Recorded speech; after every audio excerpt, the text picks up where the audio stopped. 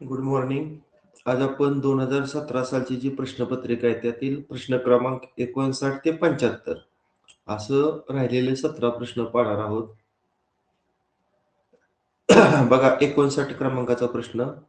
720 metre लांबीची दोरी समान अंतरावर 7 ठिकाणी कापली तर प्रत्येक तुकड्याची लांबी किती डेसिमीटर असेल? एक लक्षात ठेवा, एखादी दोरी एक ठिकाणी कापली की 2 भाग होतात. मग 7 ठिकाणी जर कापली तर किती भाग होणार आहे? एक भाग जास्त होणार. दोरी 7 ठिकाणी कापल्यानंतर 8 भाग होणार आहे की नाही? मग 720 ला आपण 8 न भागूया. किती येणार सांगा? 8 नव्वे 9 72 आणि 0 आणि एक कुठला असणार? मीटर. मीटर. 90 मीटर. मग लक्षात ठेवा, मीटरचं तुम्हाला, कारण तुम्हाला पर्यायामध्ये सगळं डेसिमीटर एक दिलेलं आहे. मग मीटरचं तुम्हाला डेसिमीटर मध्ये रूपांतरण केलं पाहिजे. तुम्हाला सर्वांना हे कोष्टक माहित आहे. पहिल्यांदा काय असतं रे उजवीकडं? मिलीमीटर. बोला. Centimetre, centimetre, decimetre, decimetre, metre, metre, decametre, हा, हेक्टोमीटर, हेक्टोमीटर. किलोमीटर. ओके, बरोबर आहे. आता तुम्हाला दिलंय ते 90 मीटर दिलंय. मग आपण 90 मीटरच्या घरात लिहिताना कसं लिहायचं रे? 0 इथं लिहायचं आणि 9 हे डेकामीटरच्या घरात जातात. आणि याचं रूपांतर तुम्हाला डेसिमीटर मध्ये करायचं. त्यामुळे डेसिमीटरच्या घरात 0 लिहायचं. किती आलं उत्तर मग? 900 डेसिमीटर. आहे का पर्याय?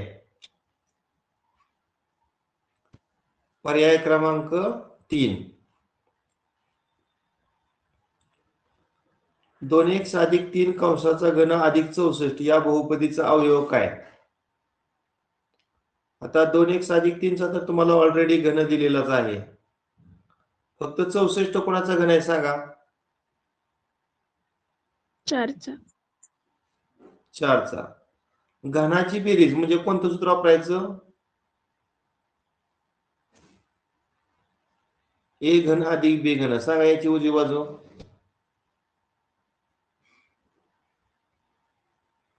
पहिल्या कंसात ए अधिक बी आणि दुसऱ्या कंसात ए वर्ग वजा ए बी अधिक बी वर्ग. बरोबर ना? हो. आता मला सांगा, ए च्या ठिकाणी काय ठेवायचं? ए च्या ठिकाणी काय ठेवायचं? 2x अधिक 3 आणि बी च्या ठिकाणी काय ठेवायचं? 4. मग उजवी बाजू काय येणार? ए च्या ठिकाणी 2x अधिक 3 बेरीज बी च्या ठिकाणी 4. आता दुसरा कंस पहा. ए चा वर्ग. ए चा वर्ग म्हणजे कोणाचा वर्ग? 2x अधिक 3 या कंसाचा वर्ग. डायरेक्ट सांगताय का?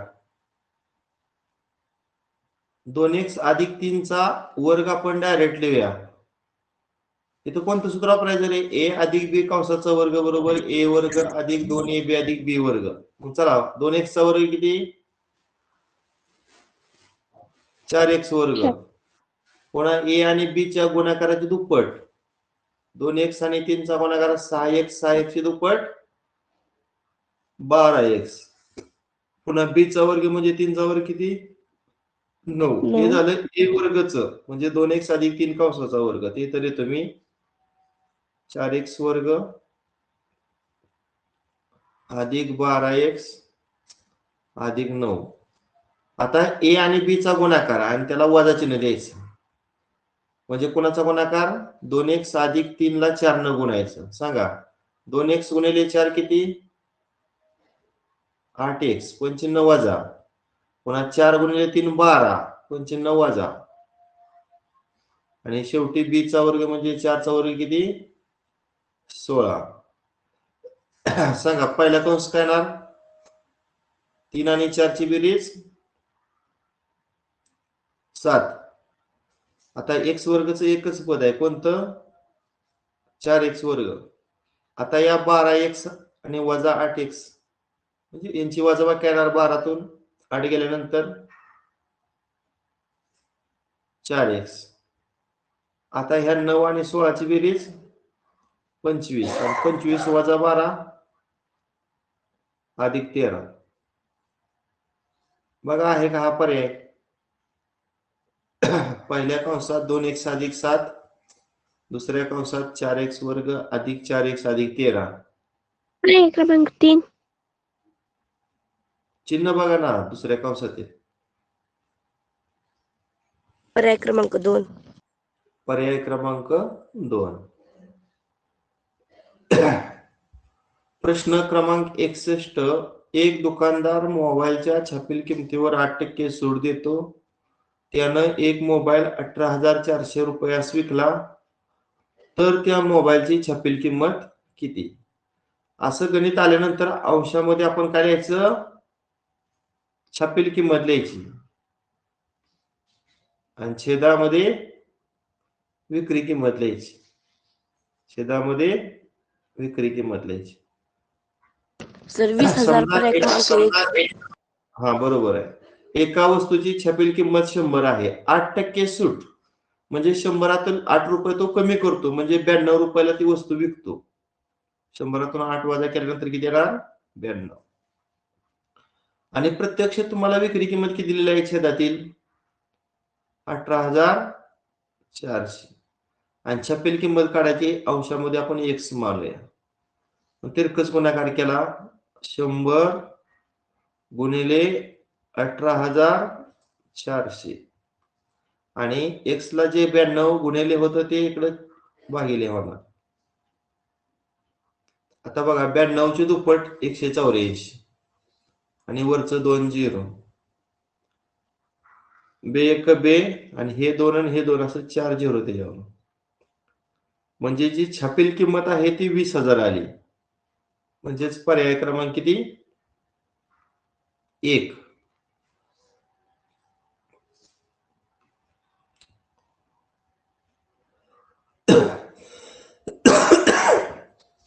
एका वर्तुळाकार बागेची त्रिज्या 35 मीटर आहे. वर्तुळाकार बाग आहे लक्षात ठेवा. आणि त्याची तुम्हाला त्रिज्या दिलेली आहे. तारेचे 4 पदरी कुंपण घालण्यासाठी. आता कुंपण म्हणलं की परीघ काढायचं लक्षात ठेवा. कुंपण म्हणले काय काढायचा? परीघ. मग परीघा सूत्र काय रे?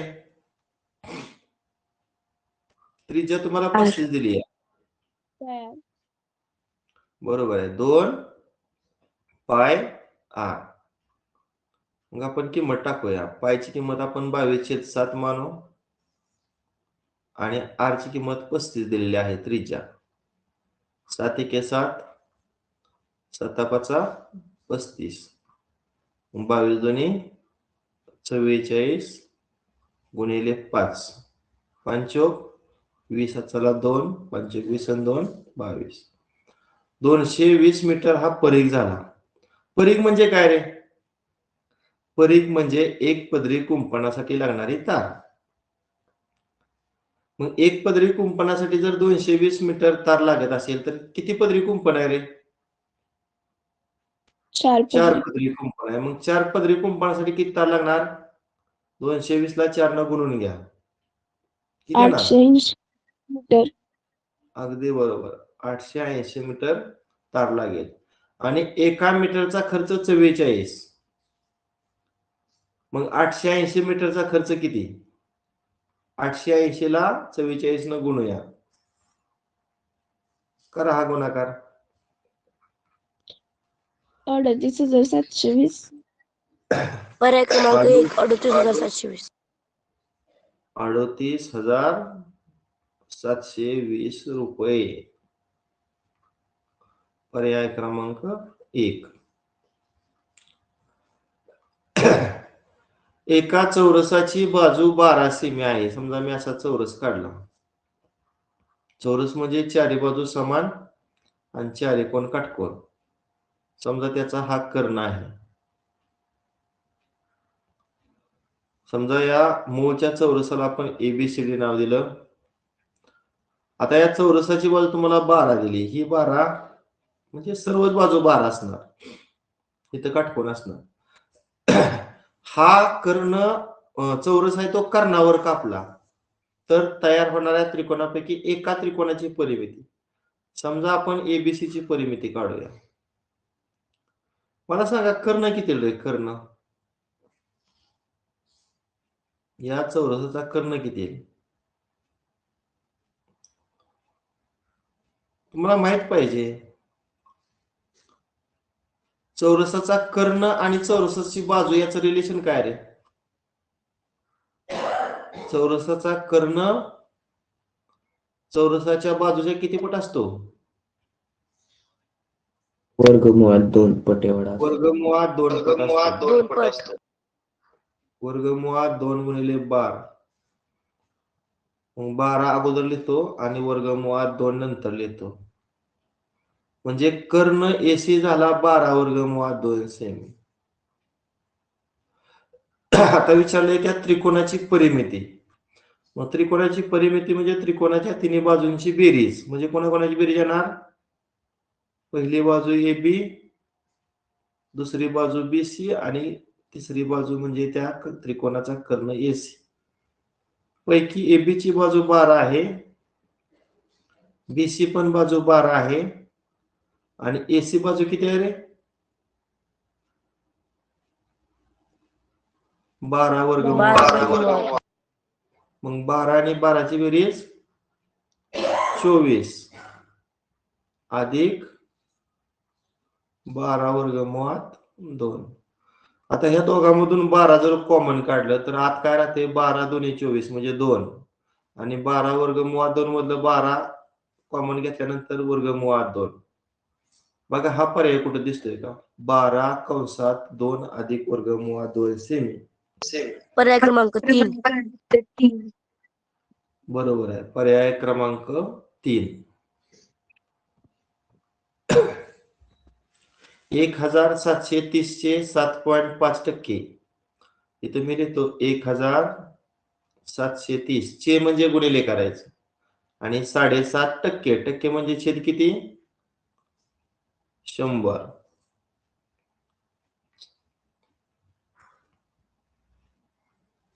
आता काय करूया सांगा?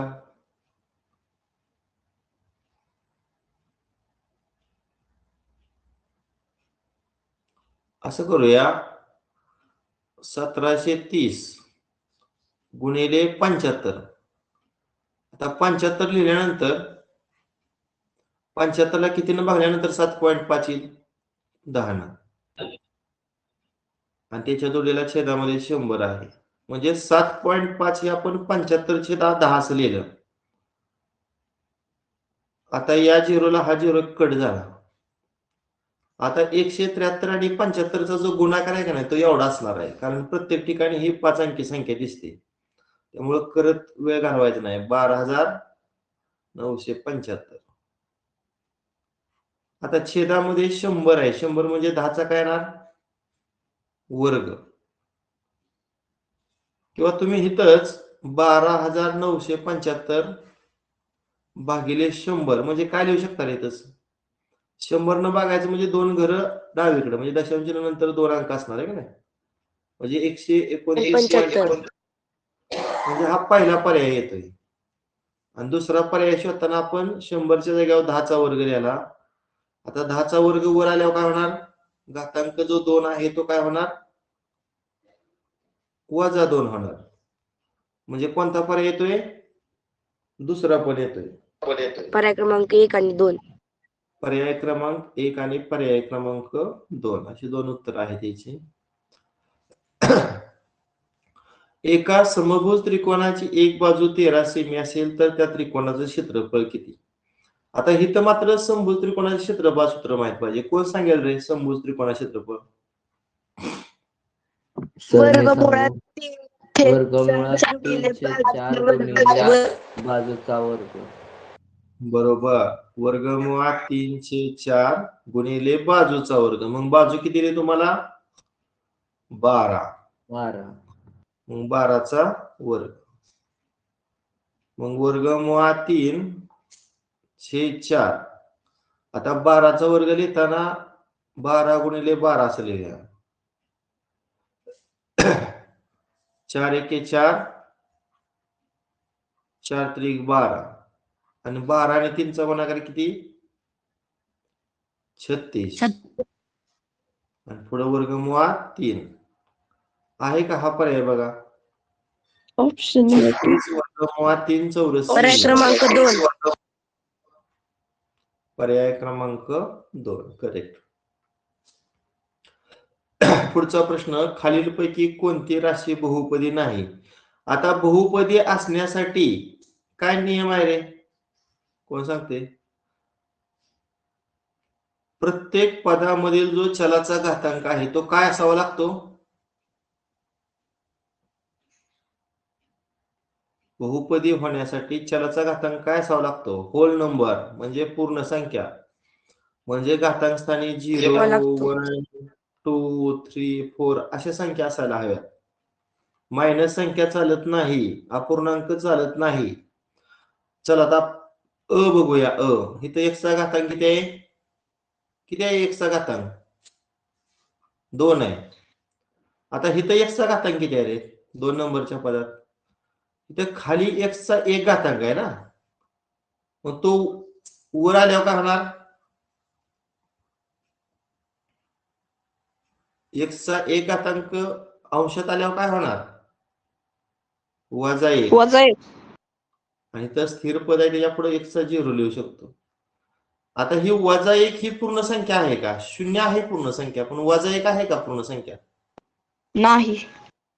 त्यामुळं या ठिकाणी मध्ये दिलेली जी राशी आहे ती बहुपदी नाही.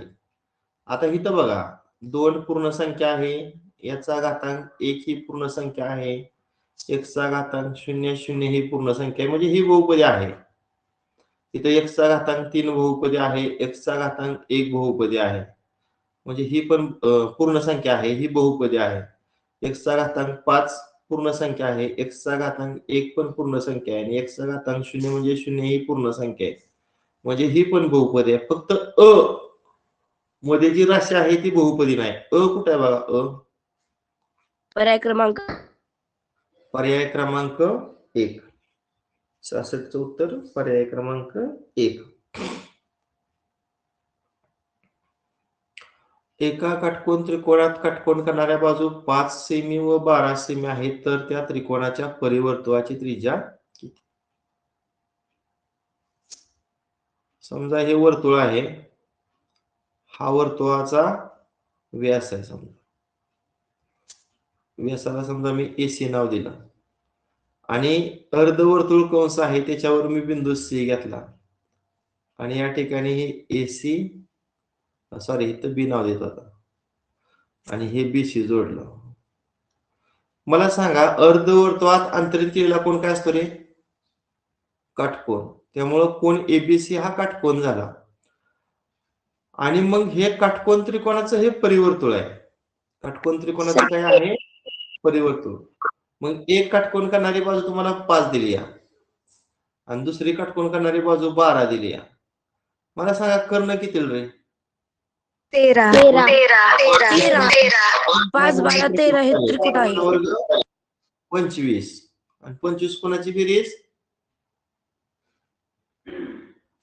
12 आणि 13ची आहे का नाही? म्हणजे त्रिकुट काय झालं? विषम संख्या 12 आणि 12 आणि 13 या दोन लगतच्या नैसर्गिक संख्या. म्हणजे एक बाजू 5 असेल, दुसरी बाजू 12 असेल, तर कर्ण किती येणार? 13. म्हणजे AC ची किंमत 13 आली आणि AC हा त्या वर्तुळाचा काय आहे रे? व्यास आहे. व्यास. डायमीटर. मग सर त्याची त्रिज्या 6.5. हा, त्रिज्या ही व्यासाच्या निमपट असते. म्हणजे 13ची तुम्हाला काय करावं लागणार? निमपट करावं लागणार. मग बे सग 12 आणि बे पंचे 10. 6.5 सेंटीमीटर ही झाली त्या परिवर्तुळाची त्रिज्या. पर्याय क्रमांक 1. पर्याय क्रमांक 1.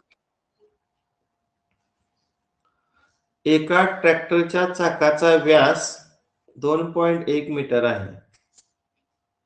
डायमीटर किती आहे 2.1 मीटर. आणि चाकाचे फेरे 250 झाले तर कापलेला अंतर किती? आता हे काढताना फेरे बरोबर अंतर भागिले चाकाचा परिघ असं सूत्र आहे. मग पहिल्यांदा आपण चाकाचा परिघ काढूया. सांगा चाकाच्या परिघा सूत्र काय? चाक म्हणजे वर्तुळ. वर्तुळाचा परिघ आयडी मग पायची किंमत 22/7 आणि जो व्यास आहे तो तुम्हाला 2.1 दिलेला आहे. मग 7 एके 7, 7 0 0, 2 1 21, 7 त्रिक 21 आणि 22 त्रिक 66 दशांश नंतर एक अंक. म्हणजे 6.6 मीटर हा त्या वर्तुळाचा परिघ दिलेला आहे. आपलं सूत्र काय सांगितलं? ज्यांना माहिती नाही लिहून घेत जावा. चाकाचे फेरे बरोबर चाकाने कापलेले अंतर भागिले चाकाचा परिघ. बघा चाकाचे फेरे बरोबर चाकाने कापलेला अंतर भागिले चाकाचा परिघ. आता आपल्याला अंतर काढायचे, मग तिरकस गुणाकार करूया. काय सूत्र होणार? अंतर गुणिले 1 बरोबर अंतर. अंतरा सूत्र काय होणार? चाकाचे फेरे गुणिले चाकाचा परिघ. आता फेरे किती दिलेले आहेत तुम्हाला झालेले? 250. 250 आणि चाकाचा परिघ आत्ताच आपण किती काढलेला आहे? 6.6. 6.6 मग आपण काय करूया? 250 ची फोड 25 गुणिले 10 करूया आणि त्याला 6.6 न गुणूया. आता या पुढच्या दोन संख्यांचा गुणाकार काय येणार सांगा? 6.6 ला 10 न गुणल्यानंतर 1 दशांश न पुढं 66. आता करा गुणाकार. 25 + 150 चला 15, 25 + 150 आणि 15 155. म्हणजे 1550 मीटर. बरोबर ना? हो.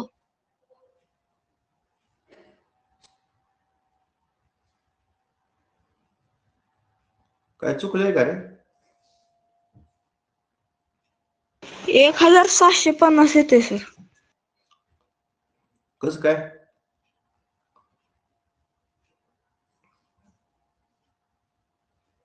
पंचवीस 150. हा सर 1650 आलं पाहिजे.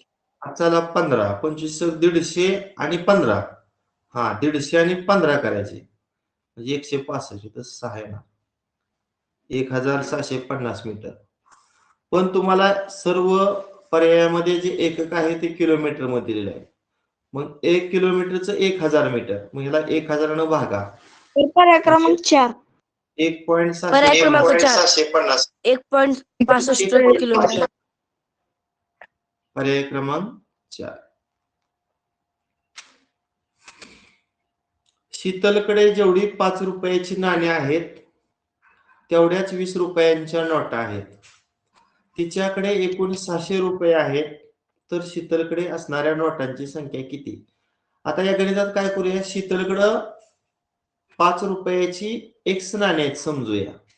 मग सांगा तिच्याकडे 20 रुपयाच्या नोटा किती असणार आहे? Xच असणार ना. सर पर्याय क्रमांक 2 24.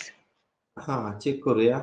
मग मला सांगा सर पर्याय क्रमांक 2 5X आणि 20 रुपयाच्या नोटांची अमाऊंट किती? 20X. आणि ह्या दोघांची मिळून एकूण अमाऊंट तुम्हाला दिलेली आहे 600 रुपये. मग 20 आणि 25 बेरीज किती?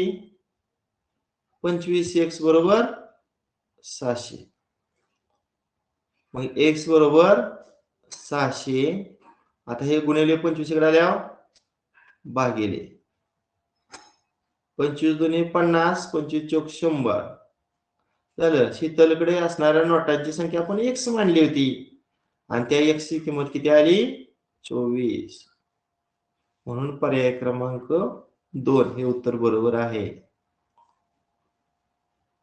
आता मला सांगा 5M अधिक 7N ची बेरीज व्यस्त संख्या काय रे? बेरीज व्यस्त संख्येत फक्त चिन्ह बदलायचे. मग 5M चं चिन्ह बदलून काय होणार? वजा 5M. आणि अधिक 7N चं चिन्ह बदलून काय होणार? वजा 7N. आता याची पुन्हा बेरीज संख्या सांगा. वजा 2m ची बेरीज संख्या अधिक 2m. हा, आता या दोघांची बेरीज वजा 5m वजा 7n बेरीज 2m अधिक 3m. सांगा काय येणार बेरीज. इथं वजा 5m आहे, इथं अधिक 2m आहे. 5तून 2 गेलं 3 वजा मोठे 3. वजा 3m. पुन्हा इथं वजा 7n आहे, इथं अधिक 4n आहे. एकाचं वजा आणि एकाचं अधिक विरुद्ध चिन्ह असल्यावर पुन्हा वजा बाकी. 7तून 3 गेलं 4n आणि मोठ्या संख्येचे चिन्ह वजा 4n. पर्याय क्रमांक 2. उत्तर आहे पर्याय क्रमांक 2. खालीलपैकी कोणत्या पर्यायातील संबंध अचूक आहे. अचूक म्हणजे बरोबर. आता तिरकस गुणाकार करा. ह्या वजा 2चा आणि 2चा करा वजा 4 आणि या 3 आणि वजा 1चा गुणाकार वजा 3. मला सांगा वजा 4 मोठा असतं का वजा 3 पेक्षा. वजा नाही 3 सर. रेषा काढली. इथं वजा 1, इथं वजा 2, इथं वजा 3, वजा 4. संख्या रेषेवर डावीकडची संख्या लहान असते ना, म्हणजे वजा 4 लहान असणार वजा 3 पेक्षा. इथं मोठं दिलंय म्हणजे हे विधान कसं आहे, चुकीचं आहे. इथं तिरकस गुणाकार करा. वजा 4 वजा 2 आणि 2चा गुणाकार वजा 4 आणि 3 आणि 1चा गुणाकार 3. ऋण संख्या नेहमी धनसंख्येपेक्षा लहान असते, पण हे सुद्धा सर पर्याय क्रमांक 3. चुकीचं आहे. हा, बघूया. वजा 5 आणि 3चा गुणाकार वजा 5 3 15 आणि ह्या 4 आणि वजा 2चा गुणाकार वजा 8. आता वजा 15 ही वजा 8च्या डावीकडे असणार. डावीकडची संख्या लहान असते म्हणजे हे विधान हे रिलेशन बरोबर वाटते. आधी तर 5 3 15 आणि वजा 8 हा दुसरा गुणाकार. हे चुकीचं आहे कारण धनसंख्या ही काय असते, ऋण संख्येपेक्षा मोठी असते. म्हणून याचं उत्तर पर्याय क्रमांक 3. एकच शिरोबिंदू नसलेल्या, हा शब्द महत्वाचा आहे बरं का. नसलेल्या महत्वाचा आहे. म्हणजे दोन्ही कोण पूर्णपणे वेगळा आहे. समजा हा पहिला कोण आहे, किती अंशाचा घेऊया, 35 अंशाचा. आणि दुसरा जो कोण आहे तो समजा हा आहे, तो किती अंशाचा आहे, 55. शिरोबिंदू वेगळा आहे त्यामुळे कोण पूर्णपणे वेगळं काढायचं. आता ह्या दोघांची तुम्ही बेरीज केली तर किती येणार आहे, 35 आणि 55ची 90. आता जेव्हा दिलेल्या दोन कोणांची बेरीज 90 असते तेव्हा ते परस्परांचे कोटी कोण असतात. म्हणजे हे 1 नंबरचं विधान सत्य वाटते. हे संलग्न कोण आहेत का रे. संलग्न होण्यासाठी एक त्यामुळे हे संलग्न कोण नाहीत. विरुद्ध कोणाची माप समान असतात. इथं माप विरुद्ध कोण नाहीत. आणि पूरक कोण होण्यासाठी बेरीज 180 असावी लागते. बेरीज 90 आहे म्हणजे पूरक कोणांची पण जोडी नाही. म्हणून याचं उत्तर पर्याय क्रमांक 1.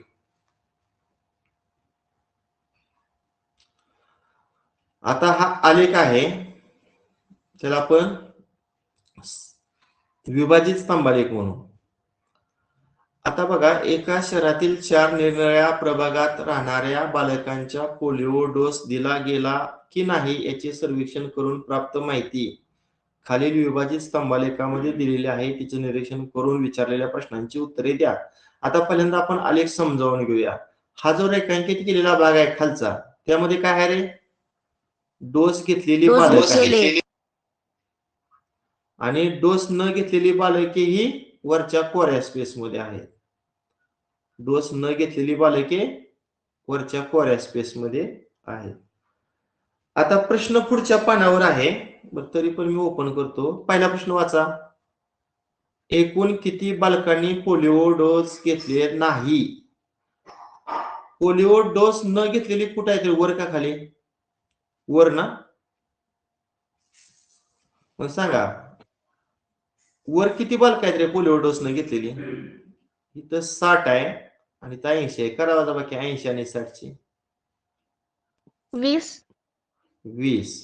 आता आपण बी मध्ये बघूया बॉलिवूड न घेतलेली ही रेषा अशी पुढे वाढवेल तर 20 वर 50 वर येते आणि ही कितीवर येते अशी 60 वर. म्हणजे 60 आणि 50 ची वजाबाकी किती येणार 10. 10. आता सी मध्ये बघूया अशी रेषा 40 वर येते की नाही आणि खालची कितीवर येते या 20 वर. मग 40 आणि 20 ची वजाबाकी करा 20. 20. आता शेवट हा 50 उंचीचा स्तंभ आहे आणि वरचा आहे तो कितीचा आहे रे 70चा आहे. मग 70 मधून 50 वजा करा 20. मग करा बेरीज. ए शहरामध्ये 20 जणांनी प्रस्ताव आहे. इथं बी मध्ये 10, सी मध्ये 20 आणि डी मध्ये 20. किती बेरीज झाली 70. मग पहिला प्रश्न काय एकूण किती बालकांनी पोलिओ डोस घेतला नाही 70 म्हणजे पर्याय क्रमांक 3 याचं उत्तर आहे. चला दुसरा प्रश्न वाचा 74 क्रमांकाचा. प्रभाग ए व प्रभाग डी यांच्यातील पोलिओ डोस घेतलेल्या बालकांचं गुणोत्तर किती. ए आणि डी लक्षात ठेवा. ए आणि डी. ए म्हणजे हा आणि डी म्हणजे हा. ए मध्ये किती जणांनी डोस घेतलाय रे 60 आणि डी मध्ये किती जणांनी डोस घेतलाय बघा डी मध्ये 50. 50. मग ह्या दोघांचं गुणोत्तर काढायचे ना. मग 60 आणि 50चं गुणोत्तर 0 गेलं किती ते 6-5. अगदी बरोबर 6-5 आहे का हा पर्याय बघा 6-5 ऑप्शन नंबर 1. पर्याय क्रमांक 1. कोण. आता शेवटचा प्रश्न आहे तो त्या आलेखावर आधारित नाही वेगळाच आहे. आता बघा प्रश्न 1 ते 50 या क्रमागत नैसर्गिक संख्यांची सरासरी किती रे 1 ते 50 ची सरासरी कोण सांगते. सरासरी म्हणजे काय करायचं 50 पण. ह्या दोघा सर्व संख्यांची बेरीज करून 50 न भागावं लागेल. मग बेरीज कशी करतात माहिती आहे का एकूण संख्या भागिले 25.5. आणि पहिली संख्या अधिक शेवट संख्या यांची बेरीज ना म्हणजे तर 25 आणि 51 ची बेरीज बरोबर आहे का. 1 ते 50 संख्यांची आपण बेरीज काढतोय. एकूण संख्या भागिले 2 कंसात पहिली संख्या अधिक शेवट संख्या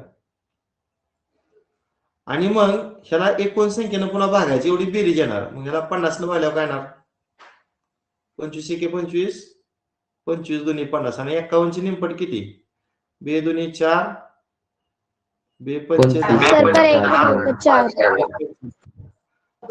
25 येणार सरासरी. आणि 1 ते 25 ची सरासरी काढताना 1 ते 25 25 संख्या आहेत म्हणजे यांचे 2 T1 अधिक Tn हे सूत्र वापरलं. मग इथं एकूण संख्या आहेत यांची सर पर्याय क्रमांक 1. पहिली संख्या 1 शेवट संख्या 25 म्हणजे काय येणार 12.5 गुणिले 26 आणि ह्याला एकूण संख्या 25 न भागावं लागणार आहे का. मग 12.5 चे दुप्पट 25 आणि 26 ची निमपट किती 13 म्हणजे 1 ते 25 ची जी सरासरी आहे ती 13 येणार. आता कितीनं जास्त आहे ह्या दोघांची पुन्हा वजाबाकी करावी लागेल. किती येणार 12.5 पर्याय क्रमांक 2. पर्याय क्रमांक 2 किंवा अजून सोप्या पद्धतीने सांगाले काय करता येईल सरासरी. मला वाटतं असं केलं तरी चालतंय की ही शेवटची संख्या आहे का नाही त्यात एक मिळवायचं आणि भागिले 2 आणि भागिले 2. 2 के 2 25 जुने 50 25 गुणिले मग इथं 25.5 येणार. आता ह्यात 1 ते 25 ची सरासरी काढताना शेवट संख्या 25 आहे त्यात 1 मिळवून 2 न भागूया म्हणजे किती येणार 26 भागिले 2 13 मग 1 ते 50 ची सरासरी 25.5 आणि 1 ते 25 ची सरासरी 13. पुन्हा यांची वजाबाकी करा, किती येणार? 12.5 म्हणजे पर्याय क्रमांक 2. अशा पद्धतीने आपण 2017 सालची प्रश्नपत्रिका पूर्ण केलेली आहे. परवाच्या तासिकेला 16 प्रश्न, काल 17 प्रश्न आणि आज 17 प्रश्न. 17 आणि 17 34 आणि 16 50. एका प्रश्नपत्रिकेत गणिताचे 50 प्रश्न असतात. प्रत्येक प्रश्नाला 2 गुण असतात. म्हणजे जो पहिला पेपर आहे शिष्यवृत्तीचा त्याच्यामध्ये 25 प्रश्न हे मराठीचे असतात आणि 50 प्रश्न हे गणिताचे असतात. म्हणजे प्रत्येक प्रश्नाला जर 2 गुण धरले तर मराठीचे 50 गुण आणि गणिताचे 100 गुण असा पहिला पेपर 150 गुणांचा असतो. आणि दुसऱ्या पेपरमध्ये इंग्रजी आणि बुद्धिमत्ता, इंग्रजीचे 25 प्रश्न 50 गुण आणि बुद्धिमत्तेचे 50 प्रश्न 100 गुण असा दुसरा पेपर 150 गुणांचा असतो. अशा आपली शिष्यवृत्ती परीक्षा ही 300 गुणांची असणार आहे. आणि 300 पैकी तुम्हाला 250 पर्यंत मार्क जर पडली, आपण 250चं टार्गेट ठेवायचं कमीत कमी, तर तुम्ही शिष्यवृत्तीधारक होणार आहे. त्यामुळे चांगली तयारी करा. आता आपण गणित घेतोय, पुन्हा बुद्धिमत्ता घेणार आहे. मराठी आणि इंग्रजीची तयारी तुमची चालू आहे. शाळेमध्ये असेल किंवा कुठल्या इतर क्लासच्या माध्यमातून या ठिकाणी मराठी आणि इंग्रजीचा अभ्यास तुम्ही करत आहात. त्यामुळे चारही विषयात चांगले जर मार्क मिळेल तर टोटल स्कोर आपला वाढणार आहे. केवळ एका विषयावर लक्ष केंद्रित करून तुमचे मार्क वाढणार नाहीत. ठीक आहे, बस करूया. Okay, bye.